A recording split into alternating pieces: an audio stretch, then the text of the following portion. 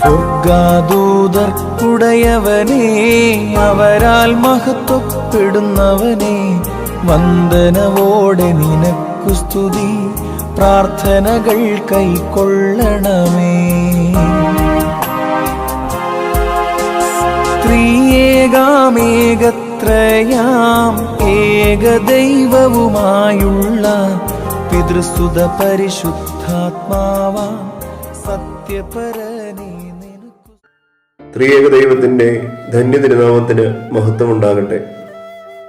വിശുദ്ധ മത്തായി ശ്ലീഹ എഴുതിയ സുവിശേഷം 8-ാം അധ്യായം 2-ാം വാക്യം. കർത്താവേ, നിനക്ക് മനസ്സുണ്ടെങ്കിൽ എന്നെ ശുദ്ധമാക്കുവാൻ കഴിയും. മലമുകളിൽ നിന്ന് ഇറങ്ങി വന്ന ക്രിസ്തുവിനെ എതിരേൽക്കുന്ന കുഷ്ഠരോഗിയുടെ പ്രാർത്ഥനയാണിത്. ഈ പ്രാർത്ഥനയ്ക്ക് 2 പ്രത്യേകതകളുണ്ട്. ആദ്യമായി, ദൈവഹിതം നിറവേറണമെന്നുള്ള പ്രാർത്ഥനയാണിത്. സ്വാഭാവികമായും കുഷ്ഠരോഗിയുടെ ആഗ്രഹം തൻ്റെ രോഗം സൗഖ്യമാകണമെന്നുള്ളതാണ്.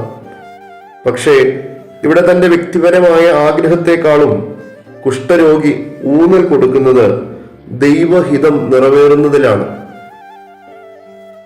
കർത്തൃപ്രാർത്ഥനയിൽ നാം പ്രാർത്ഥിക്കുന്നതും ദൈവത്തിന്റെ ഇഷ്ടം സ്വർഗത്തിലെ പോലെ ഭൂമിയിലും ആകണമെന്നാണ്. ഗത്സമന തോട്ടത്തിൽ യേശു പ്രാർത്ഥിക്കുന്നതും പിതാവിന്റെ ആഗ്രഹം നിറവേറണമെന്നാണ്. പ്രിയമുള്ളവരെ, ദൈവഹിതം നിറവേറപ്പെടണമെന്നുള്ളതാകണം നമ്മുടെ പ്രാർത്ഥനകളും. രണ്ടാമതായി, ദൈവത്തിലുള്ള വിശ്വാസം വെളിപ്പെടുത്തുന്ന പ്രാർത്ഥനയാണിത്. വിശുദ്ധ മർക്കോസ് എഴുതിയ സുവിശേഷം 11-ാം അധ്യായം 24-ാം വാക്യം.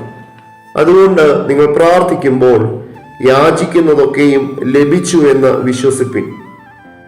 തനിക്ക് സൗഖ്യം നൽകുവാൻ യേശുവിന് സാധിക്കുമെന്ന അടിയുറച്ച വിശ്വാസം കുഷ്ഠരോഗിയുടെ പ്രാർത്ഥനയിൽ നമുക്ക് ദർശിക്കുവാൻ സാധിക്കും.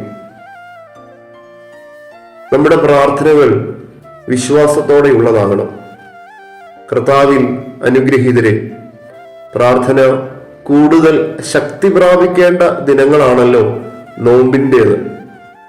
പ്രാർത്ഥിക്കുമ്പോൾ ദൈവഹിതം നിറവേറണമെന്ന് പ്രാർത്ഥിക്കുവാനും യാചിക്കുന്നത് നൽകുവാൻ ദൈവത്തിന് സാധിക്കുമെന്ന വിശ്വാസത്തോടെ പ്രാർത്ഥിക്കുവാനും ഈ നോമ്പ് നമ്മെ സഹായിക്കട്ടെ. ആമീൻ.